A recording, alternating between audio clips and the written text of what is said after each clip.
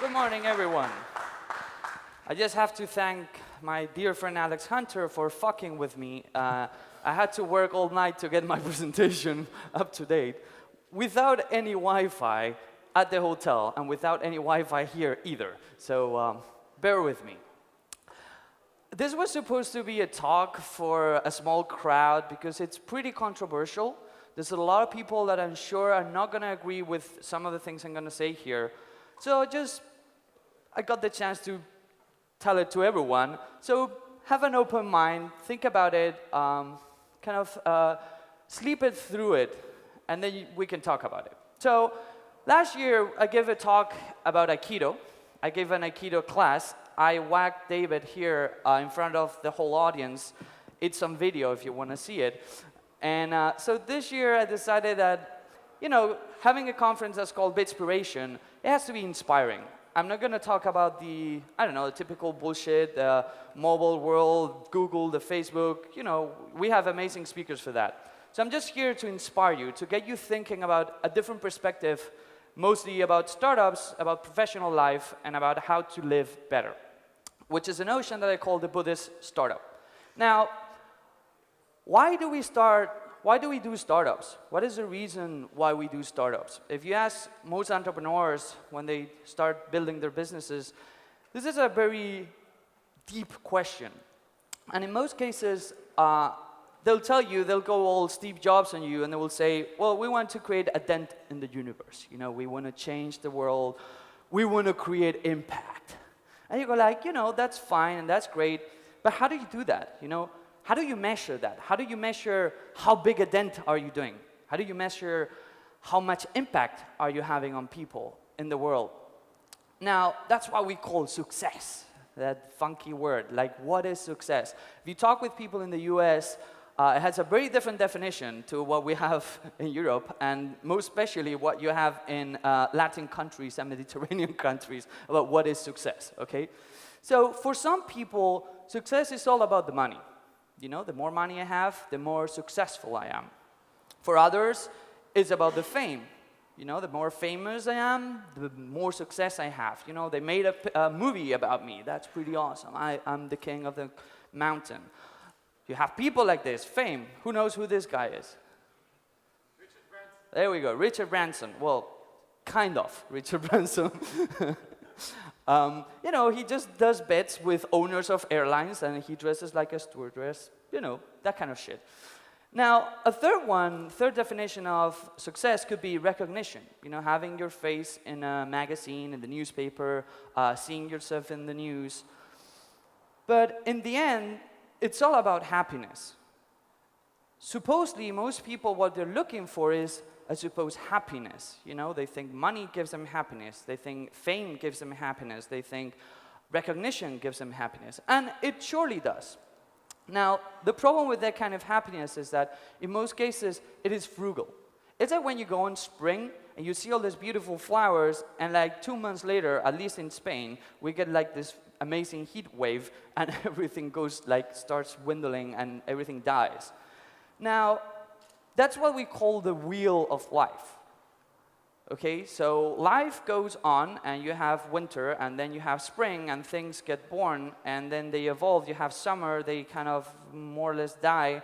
Then you have fall, and then in winter they completely die. And then it starts again. Well, happiness works in the same way. You achieve happiness. Happiness is not a concept that you can grab it and stay there. It's, Paul yesterday was talking about the notion of flow, and I think happiness is one of those concepts that also fits into the notion of flow. So that means that once you achieve happiness, it just dies. It's like a flower. If you pluck a flower from the garden, it will be beautiful for a while, but then it will die. So that's what we call the wheel of life. And there's actually 3 stages to happiness. The first one is, of course, pleasure. Okay? Any kind of pleasure. Here we can see many kinds of pleasure, okay? For most people, this is the only happiness they actually know. I know it seems extreme, but the problem with this kind of happiness is it maximizes the positive things. You get the rush. This is called the rock star rush. You take drugs, you have fun. You drink, you have fun. You have sex, you have a lot of fun, okay?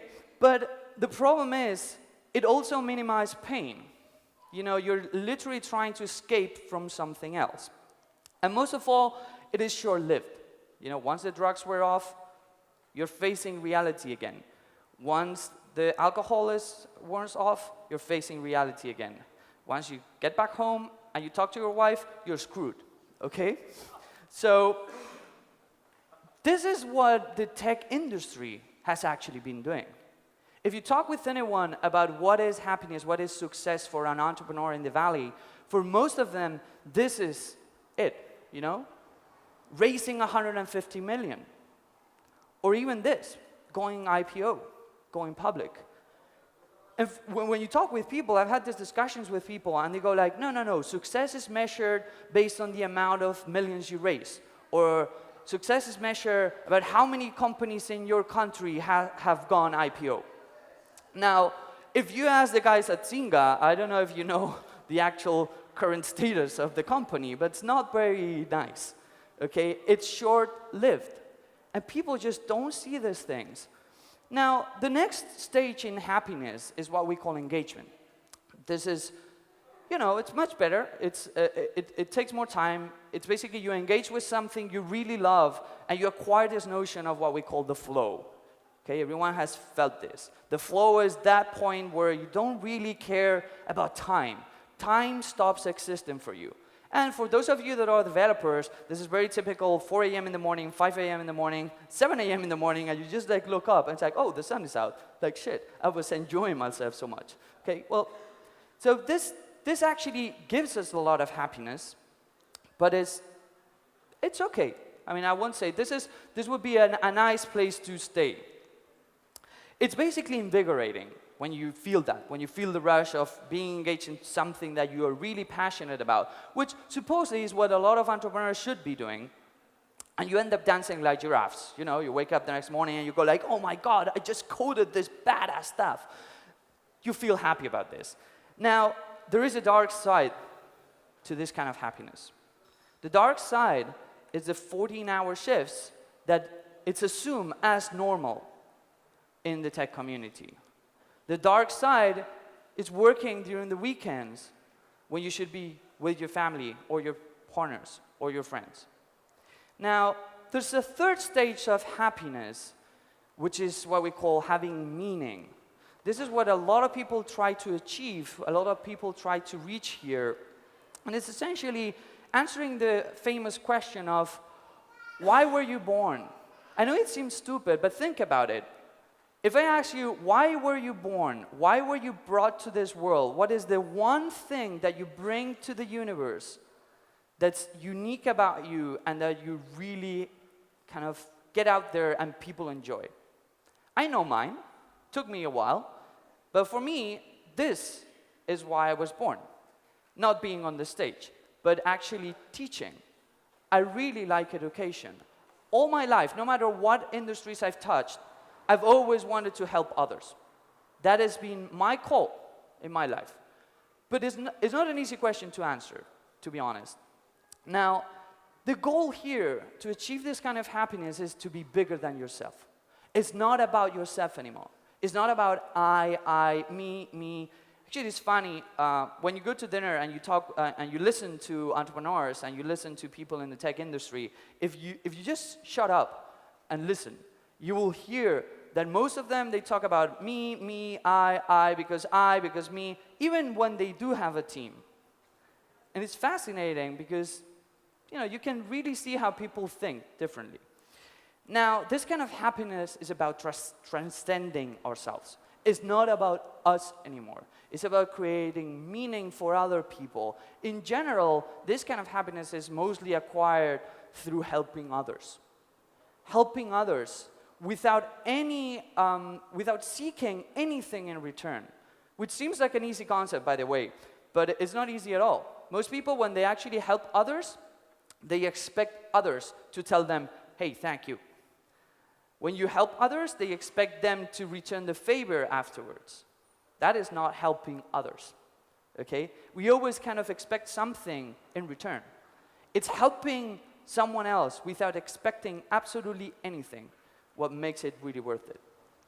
Now, I want you to think about this. The problem that has been going on in the tech industry is that while we are trying to achieve these 3 stages of happiness, we forgot or we turn our lives into something totally unsustainable. To the point that last year alone, there were 3 suicides in the US by entrepreneurs, by startup guys. 3 suicides.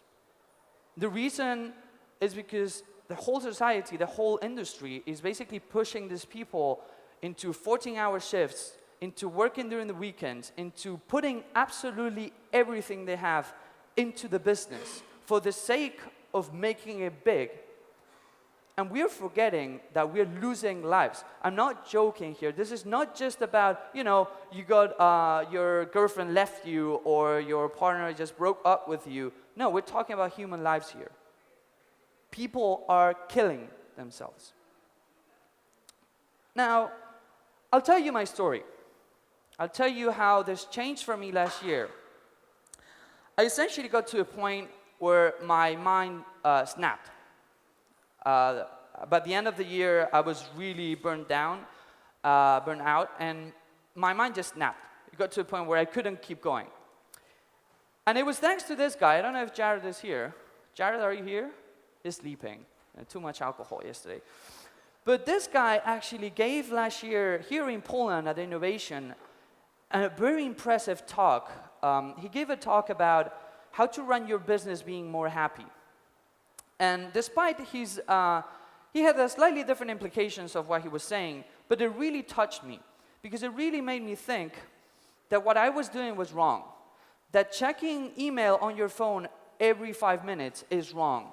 That having technology enslaving you is wrong. That we really need to approach our interaction with people, our interaction with technology in a very different way. So at that point, I was feeling really tired. I was really tired of traveling. I was tired of talking with a bunch of startups and always hearing the same stuff. I was really stressed because of this. I was barely at home. I think it was since the end of August, I was only 1 week straight in Madrid. The rest of the time, I was on a plane. But most of all, I really felt empty. It got to the point where I didn't really care anymore. For me, it wasn't a challenge anymore. For me, talking with startups, it wasn't fulfilling anymore. Talking with investors wasn't fulfilling anymore. Talking with supposed rock stars didn't mean anything to me anymore. So I realized that I was getting into something really dark when I needed to hire a personal assistant to help me. You know, when you need someone to book your flights, you know you're doing it wrong. At least for me, from my perspective. And so I became this cynical person that I was talking with startups and I was already thinking, you know, I've seen 7 startups like this, you know, it never works, you keep trying to do this shit, fuck off, this is not gonna work.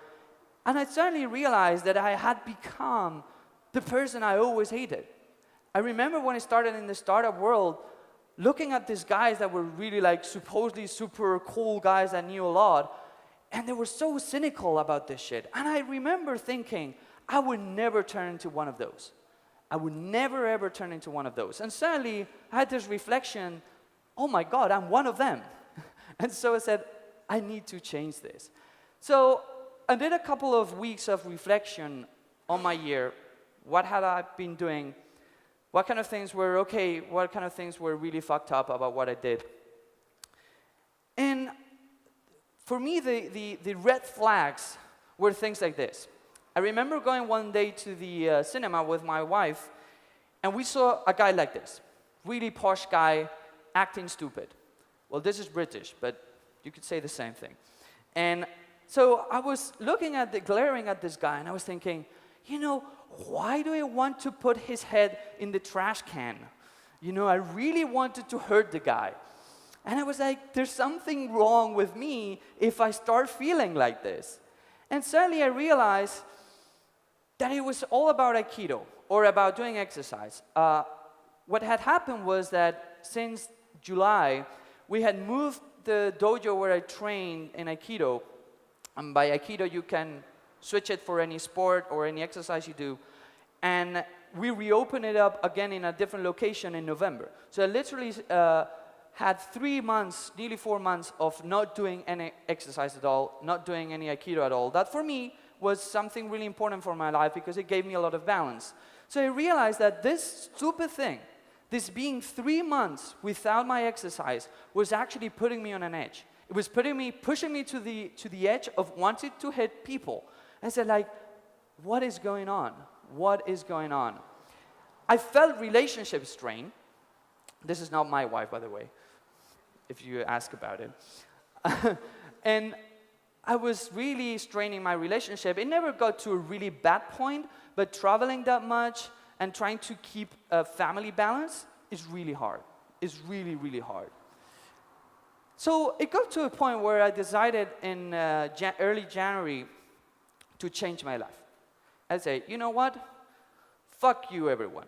I'm going to go to a monastery and fuck the world. I'm going to stay there. I'm not going to talk with anyone. I'm just going to relax. I'm going to stay there. You know, this is the kind of feeling that you always have when you get to the snapping point. You know, your mind is, I'll go to this foreign island where I can only talk with the Motumbo prince from Nigeria, and, you know, fuck the rest of civilization.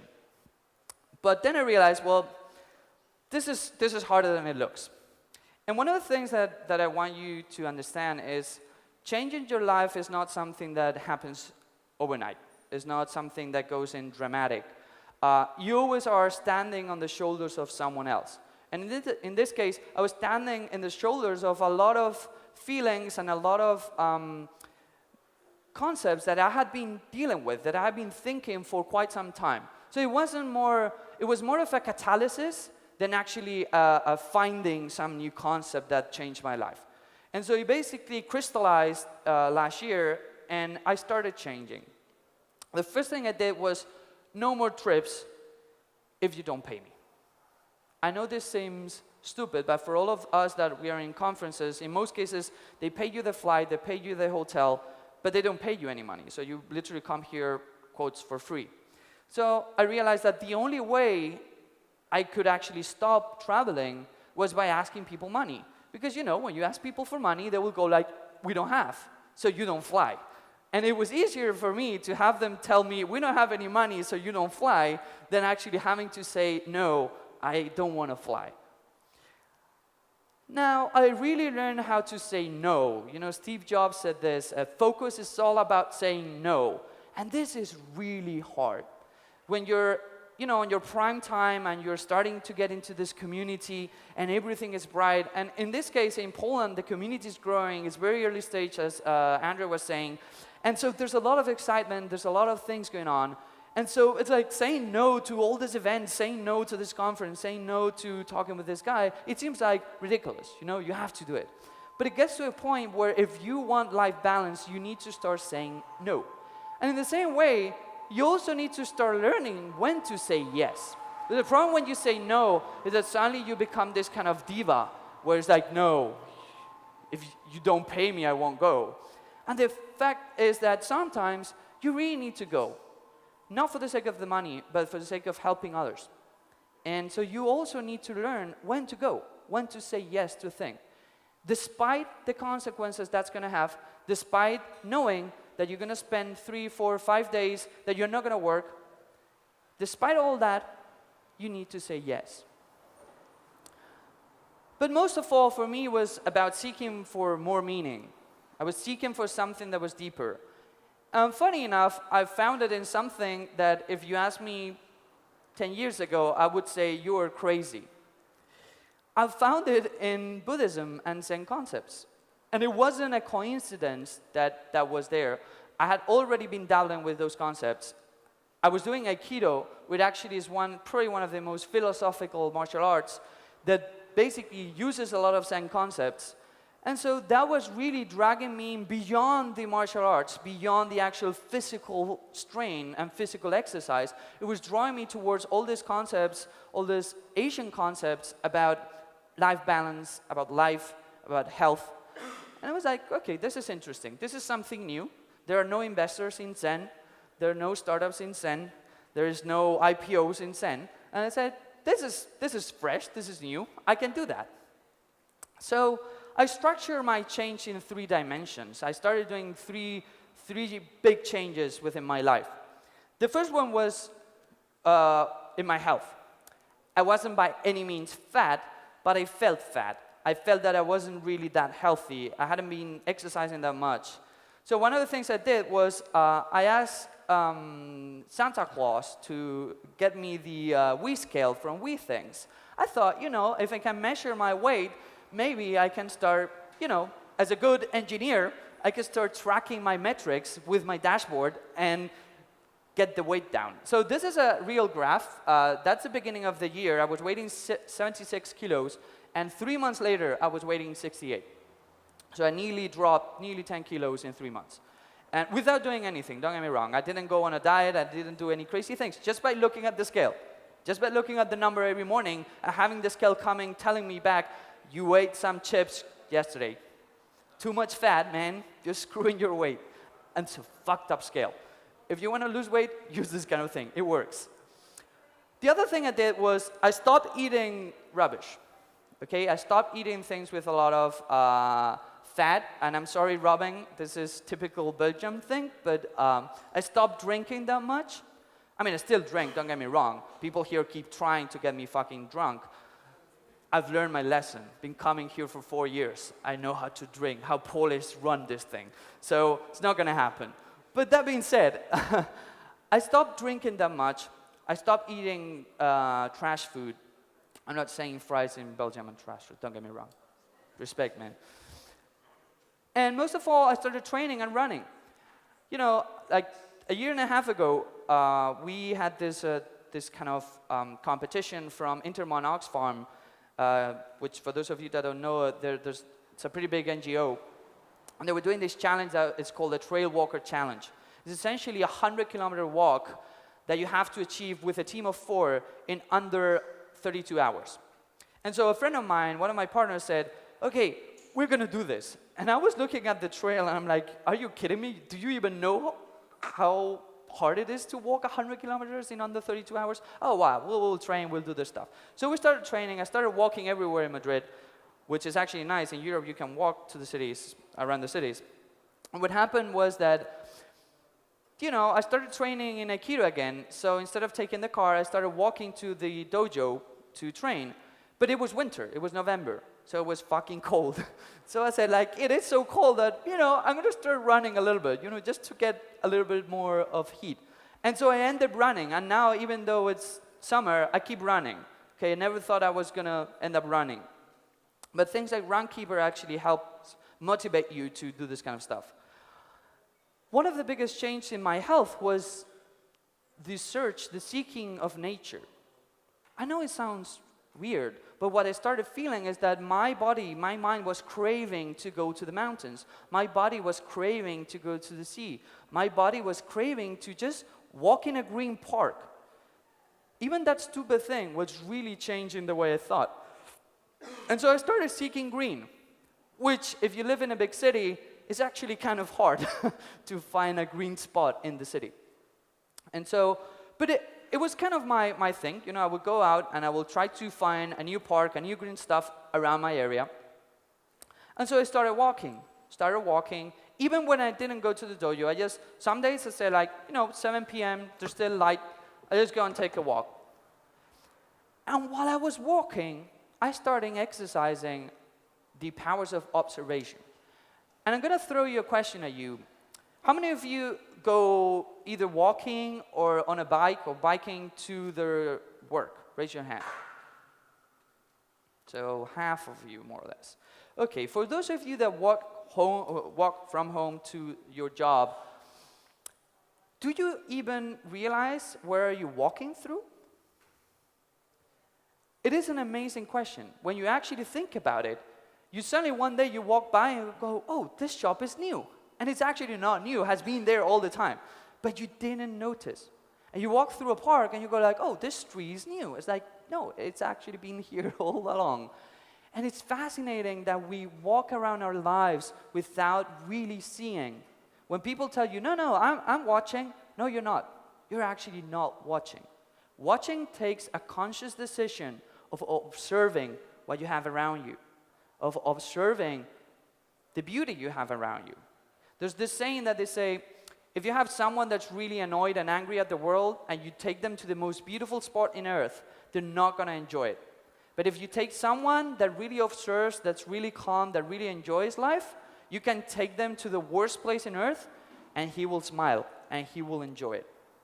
It is not about what we have around us, it's about the way we want to perceive things. Now, I started working with my mind too. So because I had a mental breakdown, I said, okay, I need to change the way I think about stuff. The first thing I thought that was really important was to live in the now. How many times you've seen this picture? During dinner, talking with friends. Instead of talking to you, they're looking at their fucking phones. You walk around, people texting. You're in a conference, and instead of listening to the talk, they're using their phones or their laptops. They're not living here. They're living in the future, or they're living in the past, but not now. And this is fundamentally wrong. I mean, not wrong. For me, it was wrong. You can do whatever you want with your life. I'm telling you my story. And my story was that the moment I started focusing on the now, things started to change because I didn't stress anymore about stuff. So there's this beautiful tale about a wise guy that he got this apprentice that went to, he traveled a long way to go to the place where this wise man was living.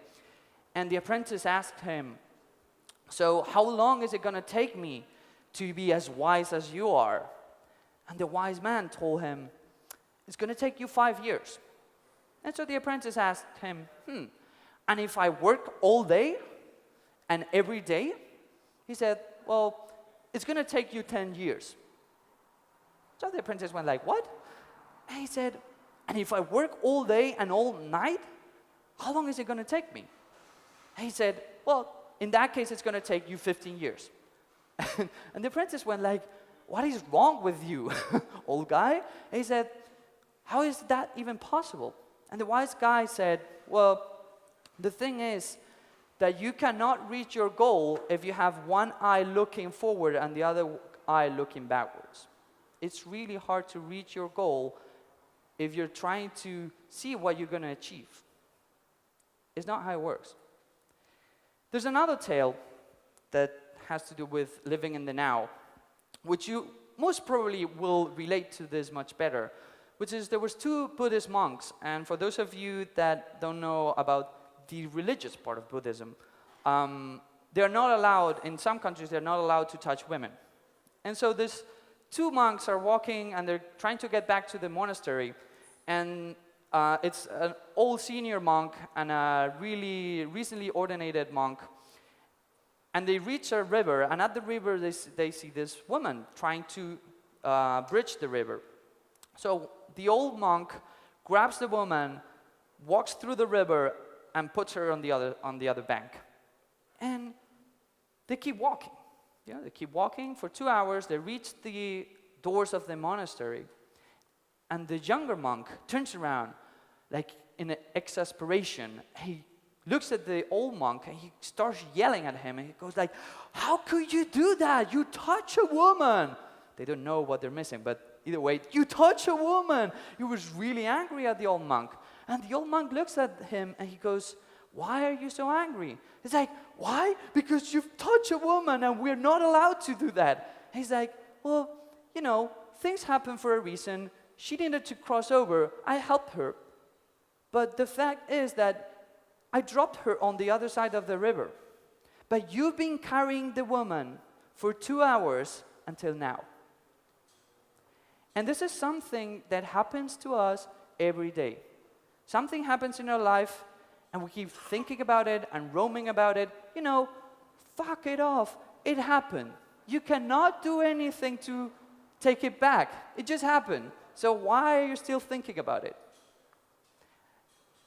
I'll tell you my tale. Yesterday I went to the hotel, no Wi-Fi, couldn't finish my slides. I decided to come here early, 1 hour early, so I came here at 9, thinking, you know, Wi-Fi was really great yesterday here.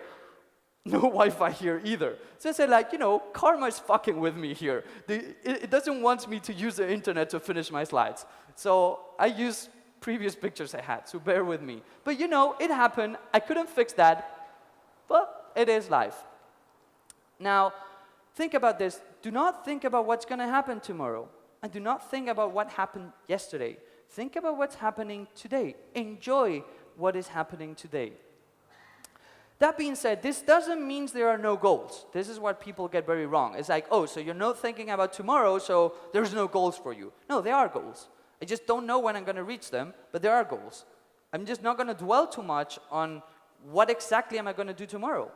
Well, maybe tomorrow I advance a lot, but maybe I don't. Maybe I take a day off. I'm just like, go walking somewhere. Another part that for me was really important was regaining human touch. With all this technology, we lose the notion of, you know, there's people around us. We can talk, we can touch them, we can dance with them, we can have fun with them. So one of the things I started doing was spending more time with my wife. And it is my wife. That's her. And so I said, okay, I'm going to spend more time with my wife. This is important for my life. This is important for my life balance. I started spending more time with my friends.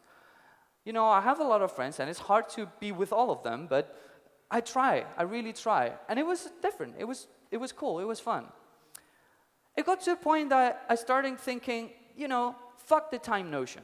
I'm just not going to wear a watch. Actually, at home, I don't even wear a watch. And my wife gets freaked out. She goes like, we just moved to a new apartment, and in one of the rooms where I have my computers, there is no clock. And she freaks out. She's like, I need to see the time. It's like, no, you don't. Just forget about time. To the point that you shouldn't be stressing about time. This happens to me in a lot of meetings I have with startups and with entrepreneurs. I know when I'm going to start. We are meeting at 9 or we're meeting at 10, but I have absolutely no idea when we're going to finish. I don't care. If I have to talk with this guy for 2 hours, I'll talk for 2 hours. If it's just half an hour because the guy has an urgent matter to attend to and he has to leave, well, let it be, 30 minutes. I don't care. I know when I'm starting, I don't care when I'm going to end. Really don't care. Actually, there's a myth. This myth about procrastination, this myth that you can be doing multitasking, that is bullshit. Okay, it's a lie. It's not true. Now, one of the things that happened connected to procrastination was when you're having multiple tasks, when you're talking with when you're doing a lot of things at the same time, your brain, your mind is basically ringing and jumping from one notion, one concept to the other one and to the other one. And while you're writing something, it's thinking, oh, I need to send an email to this guy. And while you're checking Facebook, you go like, oh, shit, I need to send this stuff. I need to finish this document. And you're not really there. Your mind is not really there. So one of the things I turned to was meditation.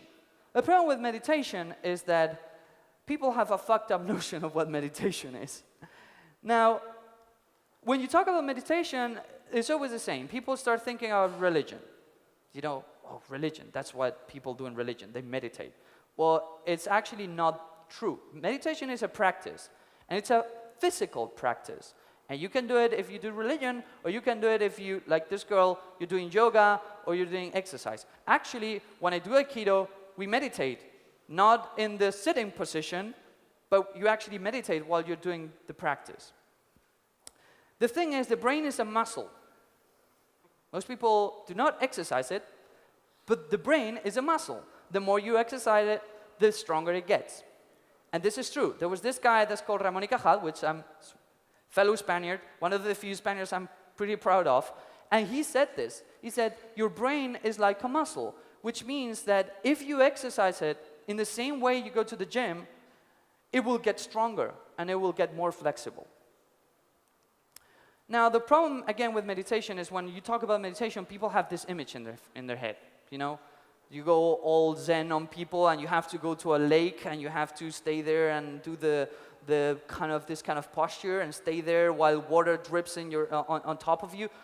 No, not really that. Okay, there's many ways to do meditation. There's actually two main types of meditation. First one is what we call the analytical meditation, which is something that you can do on your day-to-day, on your daily life, which is you just walk around and think about stuff. You know, this seems like weird, but just think about stuff. Think about your day, think about the things you have to do, get one specific concept and start dissecting it. Start thinking about it. Start realizing, okay, how can we do this different? How can we think about this different? That is meditation. You don't need to be standing up or sitting down. That is meditation. There's another type of meditation, that's what we call quiet meditation, which is most definitely, you need to be quiet. And the goal of that kind of meditation is to still your mind. And we're going to try it later. Now, one of the things that happened while I was doing meditation was the first thing I noticed was that my mind was getting stronger. Stronger in the sense that when I felt that my mind was trying to think many concepts at the same time, it was easier for me to grab my mind and take it to a specific idea I wanted to work at that point. And the more I meditated, the more I felt that this was easier and easier for me to do. The other thing I felt was my mind was getting calmer. I was actually capable of shutting down all the noises that I had in my mind and just like be there. Nothing else. Just me and my persona. Nothing else. Now, what really changed? What can you see on the outside that really changed? The first one, even though you won't believe it, is that I stopped talking that much. I know it's hard to believe this, but if you met me 4 or 5 years ago, I talked way more. So this was the first thing I noticed, that I didn't talk that much. Now, one of the things is I listen a lot.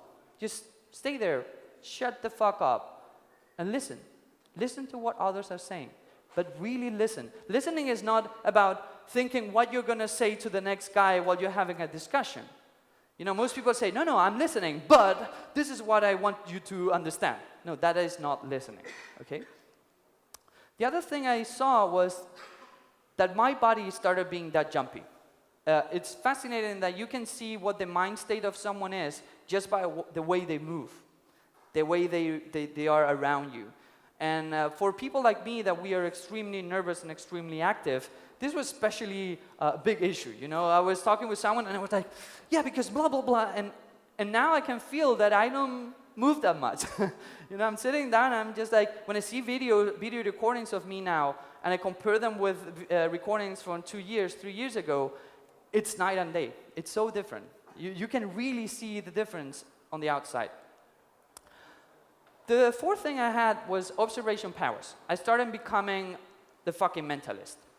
You know, I started talking with people and I started going like, so this is what's happening in your life. And they would go like, how do you know that? It's like, I just see that. And they go like, no, who told you about this? It's like, no one, I just saw that. And for a lot of people, this seems like magic. It seems like you have magical powers. There is no magic here. It's just the fact of observing people, listening, shutting the fuck up, and listening and seeing, really seeing what you have in front of you. Most of it gave me a laser-focused concentration. It allowed me to literally get to one thing and just do that, which I'm going to cover afterwards so you can see why this was important. Essentially, multitasking is overrated. All the studies will demonstrate that you do not go faster while doing multiple things, no matter how much you try. It's not feasible. The human brain doesn't work like that. Maybe in 150 to 100 years, that is the case, but not right now. No matter whoever you talk to, that they will come to you and they will say, no, but I had 10 years of practice. Well, you've been screwing yourself for 10 years. It doesn't work. It is a lie. And sometimes I do an exercise, live exercise, to prove people that it is not true, that you go faster if you go one by one, if you're in the now, if you work at one concept, finish it, and then start working at another one. So what is my typical day? So you see what my life has become. So I normally wake up around 10. I sleep for 9 hours. Wake up at 10. I meditate for 15 minutes. Then I check email for like an hour. Answer some emails, and then I go and I go out and run. I run to the dojo, train in Aikido for an hour and a half, then come back home walking. This is a 3.3 kilometer distance. So running is 20 minutes, walking is 30 minutes. I know it because I do it nearly every day. And so I get back home, meditate for like 20, 25 minutes, then start cooking. I do my own lunch, I eat, and then is when my day actually starts. Then is when I start working for like 4, 5, 6 hours, laser focus 5 hours, and then I go to train in the afternoon again. So that's my typical day. That's how they would say this, that's how I roll. Now, the thing is, when you tell this to people, they will go, no, but that cannot be. Then how can you get work? You know, how can you work? How can you do a startup? How can you get things done? Well, the thing is, there's no notion about time. What is time? Because time is this elusive concept that we kind of keep working around. The thing is, time is a human construct. It's us who really give meaning to time.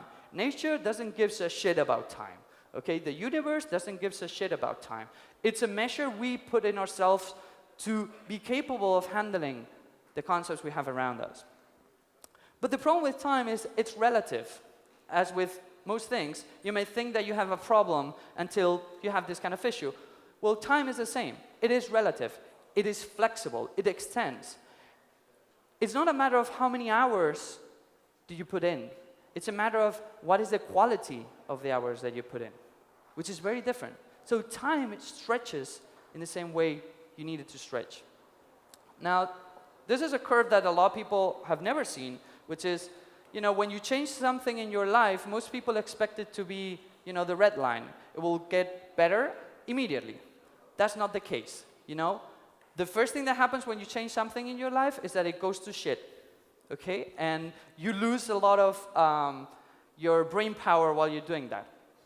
But then it gets better, so you need an investment to make it work. Now, what I realized is the more I trained, the better I felt. The better I felt, the more I thought about stuff. The more I thought about stuff, the better ideas I got. And the better the ideas I got, the more business I got to my company. I thought, well, this is good. I work less hours. I get more clients, more customers. I make more money. And I do whatever I want. That is a good deal. Now, so what I ended up having was high-intensity focus bursts. So it wasn't about having an 8-hour day. It was more about having 2, 3, 4 hours of really high intensity of what I was doing. How long do I have? Actually, you don't have time, but okay. please.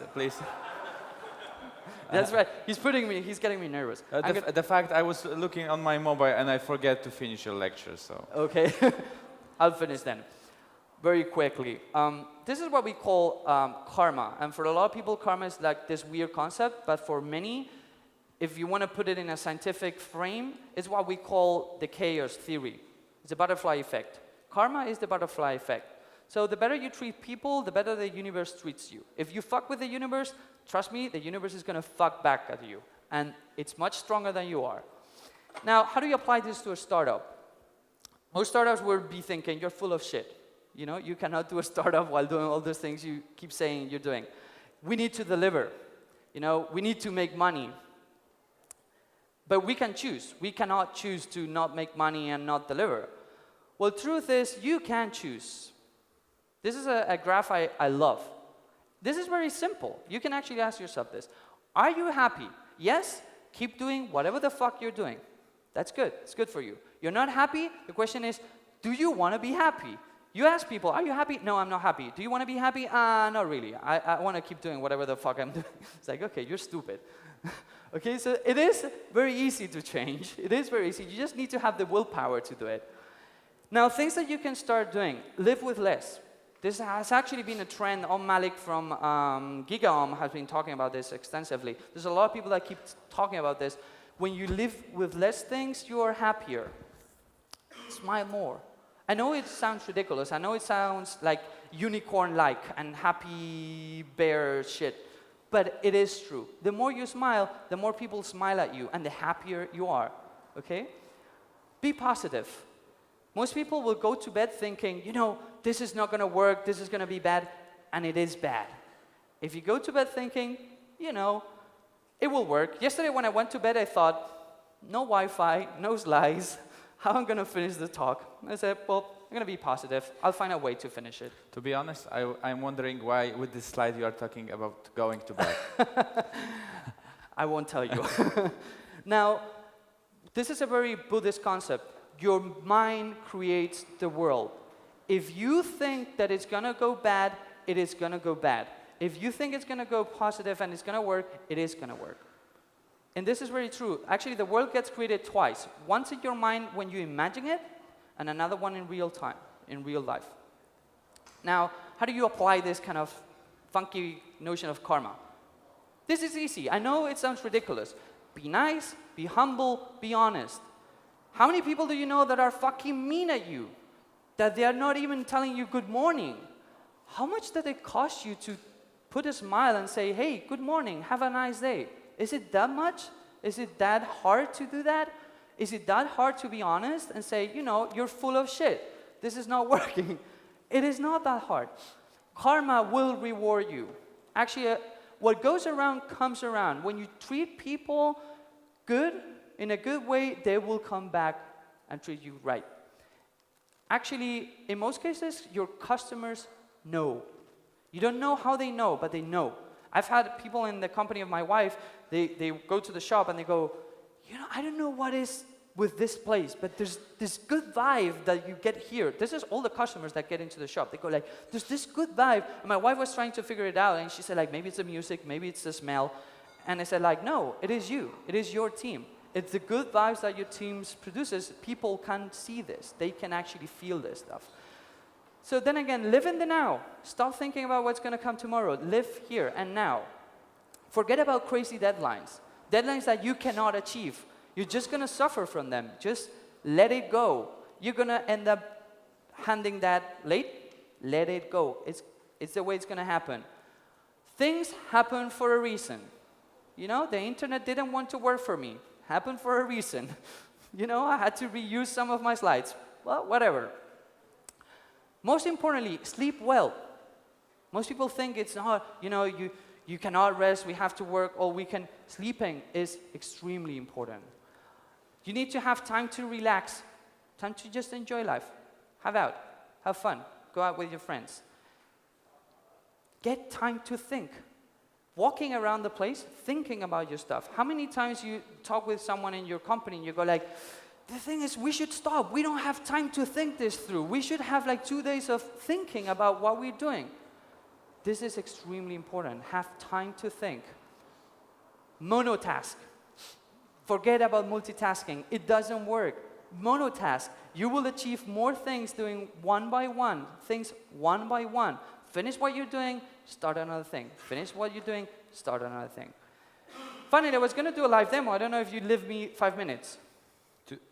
We have a problem. No. My presentation is really short. Yeah, I can do live demo? Okay. As a good startup and as a Buddhist startup, we're going to do a live demo of meditation. So you're going to feel it. So a couple of notions. So normally it's easier to do meditation with your eyes closed. So I'm going to ask you, everyone, to close your eyes. And I want you to focus on your breath.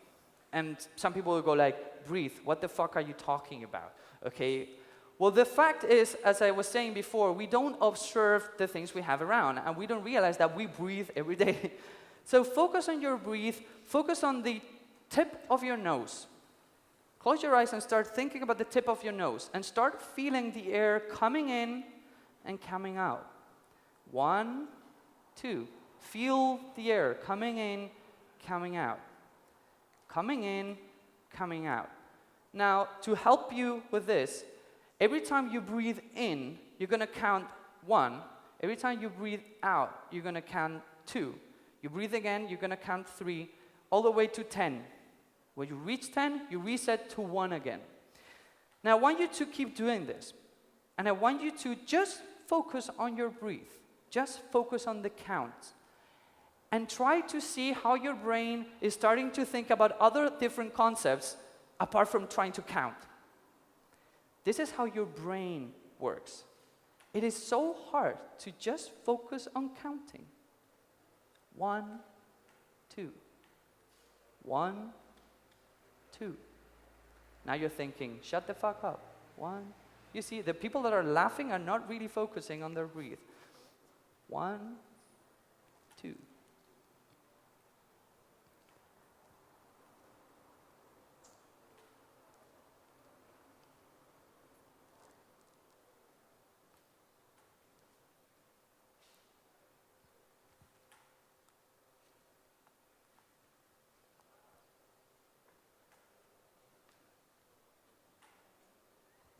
Okay, I'm going to stop you here because some people are falling asleep.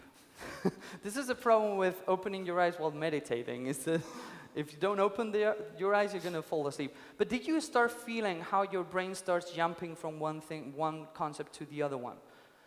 By doing this, just this simple exercise, if you do this every day for 10 minutes, not 3 hours, not 4 hours, 10 minutes, you will start seeing changes. This is a very practical exercise. Again, anyone can do it. You don't need to have superpowers to do this. You don't need to be special to do this. You just need to have the willpower to want to change. Life is too short. This is what they call carpe diem. Life is too short. Really enjoy your day. Every day you don't enjoy, every day you're thinking about what the future is going to bring me, what we have to do tomorrow, what kind of work we need to do this week, you're losing your time. And you have a short time in this earth. Smile more. Smile more makes people happy. It makes you happy. It makes everyone around you happy. Thank you very much. I hope you enjoyed it.